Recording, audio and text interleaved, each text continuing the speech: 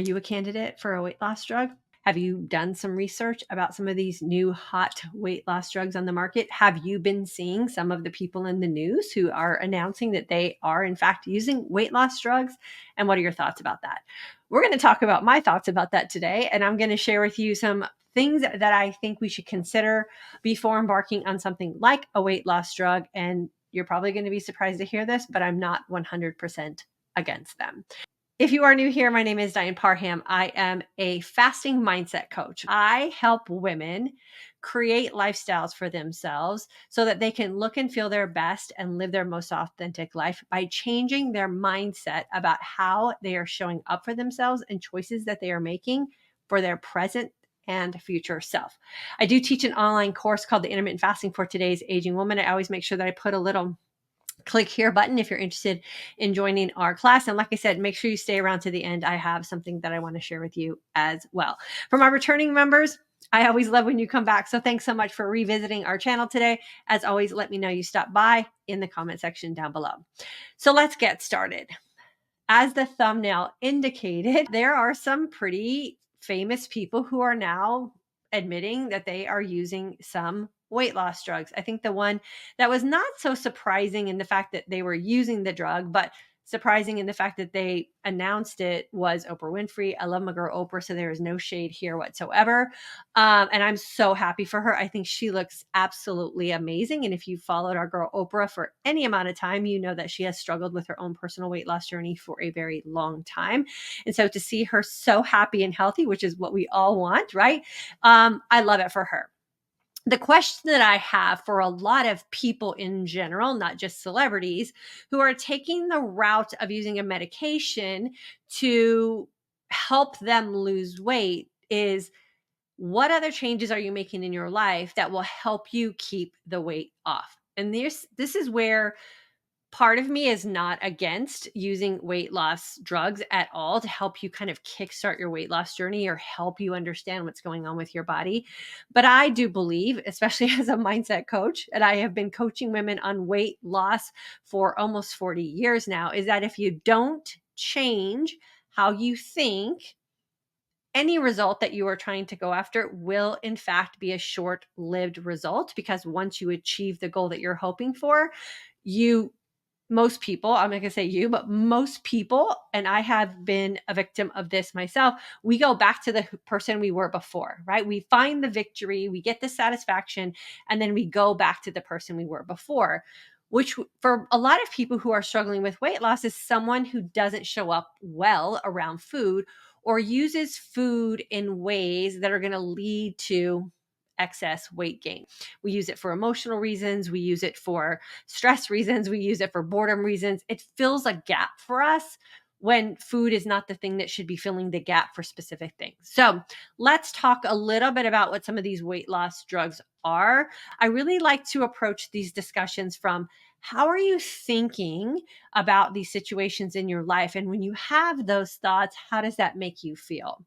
And when we can change the thought to create a feeling for ourselves that is a positive feeling, then we can alter the result of our life and move the result in the direction that we say that we want for ourselves and have that direction last. So what are these weight loss drugs? So some of the common names that you've probably heard, of course, is Ozempic. There's also Wegovy. And then there's one that is actually a pill. Belsus, I believe, is the tablet. So this weekend, while I was doing my research for today's video, I just put in what is Ozempic in a little search on my phone. And then my phone from that point on has just been spammed with advertisements from every company under the sun wanting me to sign up for their weight loss program. So what I did with one of them is I actually put in my information. And when I originally put in for my information for who I am today and the makeup that I have today with my height and my weight and all the things, I didn't qualify for their drug. And instead of saying, I'm sorry, you don't qualify, they said, would you like to reevaluate your inputs? And so it allowed me to go back and alter my data. So I made myself an inch shorter and 10 pounds heavier. And voila, I qualified for their program. Went through a couple more questions and then was set up to send in my email and get set up with a telehealth specialist, which is where a lot of these programs are servicing their customers, is through telehealth or online kind of doctor prescription support.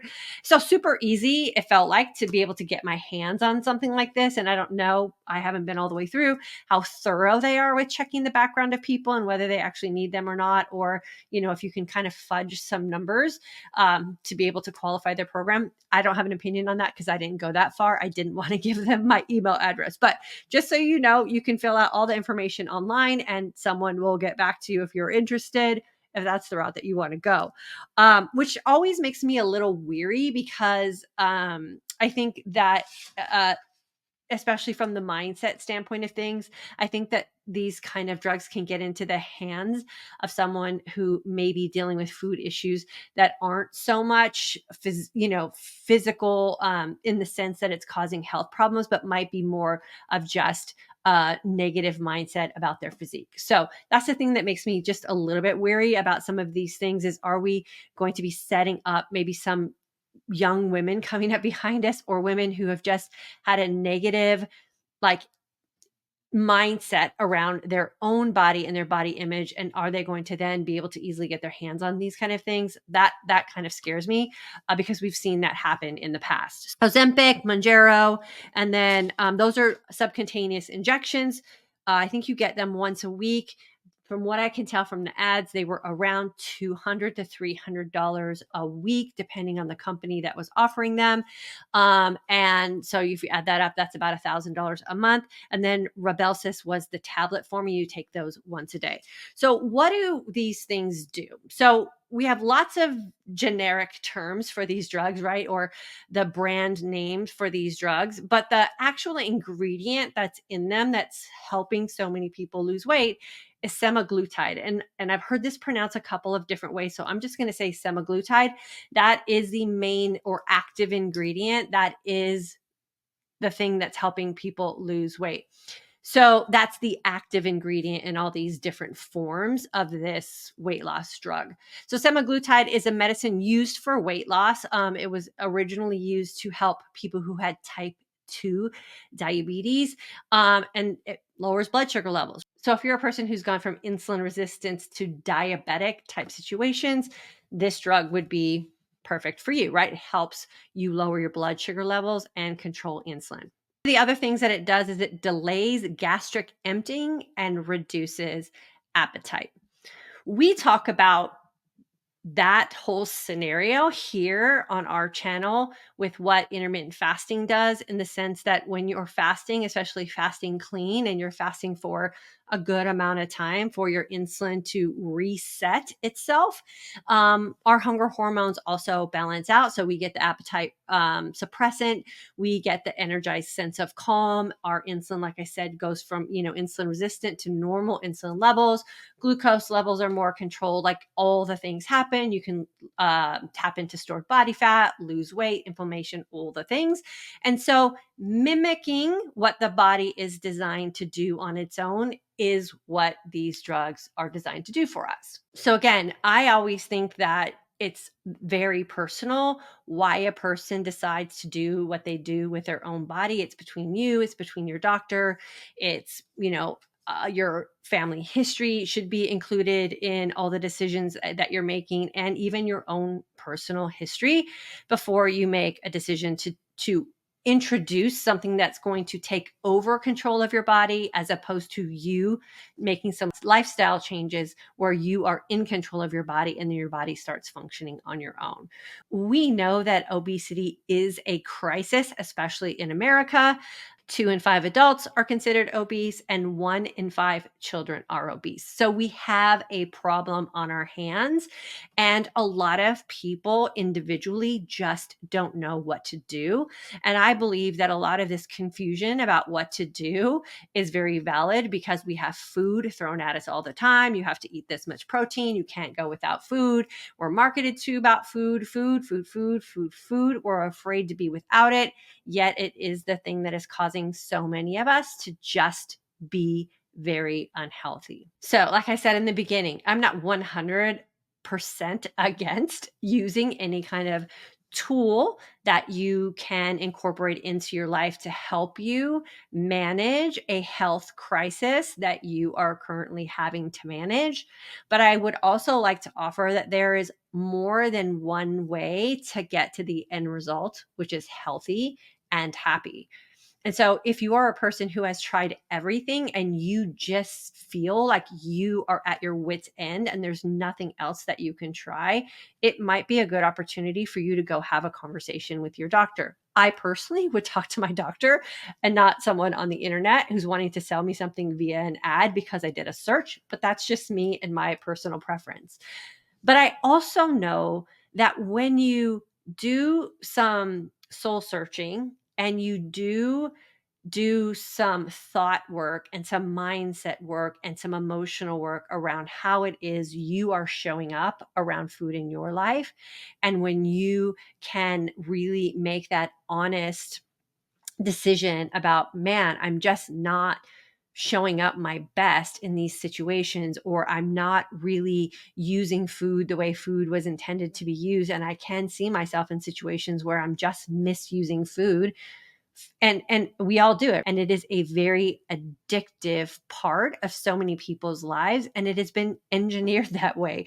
It's not all our fault that we are so addicted to food, and we're so addicted to food in such an emotional way because it is marketed to us that way, and we are human beings. But if you also feel like this is just out of your reach, like you just can't spend the money on this, I mean, I don't know how every insurance company is as far as, being able to have this paid by your insurance or not. That is something, again, you personally have to do some investigating on.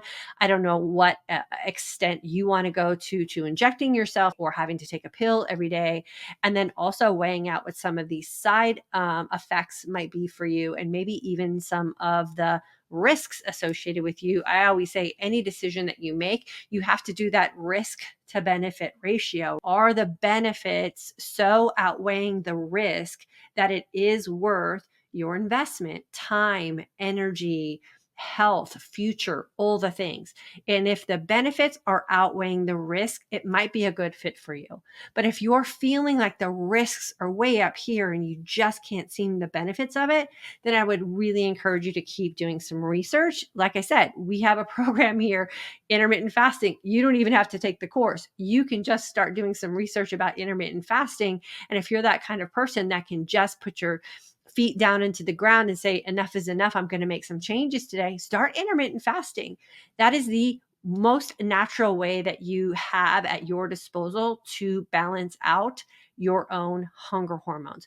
Your hunger hormones are not going to be altered. You don't have anything foreign coming in that's going to change the way your hunger hormones were designed to work for you. Your body's going to do the work because you're going to move out of the way and give your body the opportunity to balance out its own hunger hormones.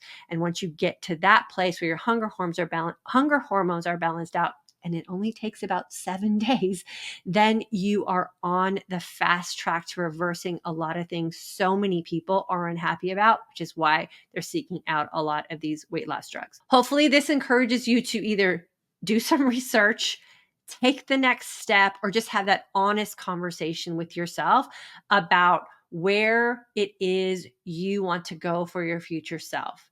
And if you're at the place where you're just fed up and you're not feeling good and you don't like the way you're showing up for yourself, I do encourage you to do something. The other thing I want to also include in today's conversation is a lot of the dialogue and marketing that is accompanying a lot of these weight loss drugs that are on the market today is the fact that you don't have to exercise and you don't have to give up any of the foods that you want to have. And one of the things that I want to remind everyone here, and if you're a graduate of our course, this will totally make sense for you because you've experienced this firsthand, is that when your hunger hormones are balanced out, your hormones are sending signals to your brain about what your body needs versus what your body wants.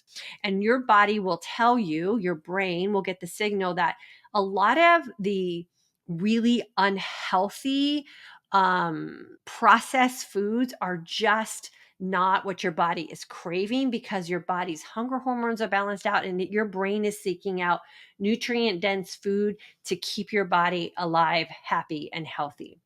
And one of the things that I've seen in my research with a lot of these weight loss drugs is the opposite of that is happening, because your hunger hormones are being altered and not balanced out. What often happens is the signal to your brain is that you just want food that's going to be satisfying to the palate, but not necessarily what your body needs nutrient wise. And a lot of people are going on the other extreme of unhealthy food choices because their body is feeling so full because their hunger hormones are altered, but they're not altered in the right way. And so then we get these signals that we just want to eat anything. And something that's going to seem light and easy to digest is a lot more appetizing or appealing to your brain than something that's going to be nutrient dense, because that's just more satiating and your body's already feeling that. So just be wary of that. The other thing that I want to talk about too is the advertising of do not have to exercise to lose this weight. We don't want to be a society, especially us women, who exercise our body away. Like, we don't want to exercise for those reasons. We want to exercise so that in the event we fall down, we can push ourselves off the ground. We want to exercise so when we go on vacation, we can put our own carry-on bag in the overhead compartment on the airplane. We exercise so that we can run around in the park with future grandkids or grandkids that we have today. We exercise for an active lifestyle that we want to participate in. So the fact that people are losing all this weight and then throwing exercise out the window because they don't think that they need that is a very scary thing for me to think about, because we do not want to have a society, especially of women, who physically cannot take care of themselves. And that's the part that exercise plays in our life for us today. We want to be aging women who can physically take care of ourselves, who can push ourselves off a park bench or push ourselves off a couch or vacation and participate in family activities because our body is fit and healthy, not because we're trying to exercise it away. So I just wanted to leave you with that. Now, what I'm going to do to close out this video is I am going to put an email that I got from one of our Intermittent Fasting for Today's Aging Woman course members who's in our course currently. I'm going to share with you what she has had as an aha moment for herself at week 2 of our course. So she's 14 days in of our 21-day course. And I want to share with you, for some hope and inspiration, what she has been able to do in as little as 14 days and offer that opportunity for you as well. Of course, our course information is always included below. I will put a little box right here for you to click on. And if you ever have any questions for me, please feel free to put them in the comment section below, or you can always shoot me an email. I'm an open book, but the best way to help yourself is to just make a decision to do something good for you and your future self. Thanks for tuning in today. I hope this helps you. Do your research on the science side if you want to get into the science aspect of this. Again, I always like to come to you with the discussion of, have you thought about this? What are you thinking about for you and your future self? But because when we are in an emotional decision-making process, science always goes out the window, and then we always default to the thoughts that we have in our brains, the way those thoughts are making us feel, and that ultimately ends up with the decisions that we're making and the end result we're going to live our life with. Have a great day.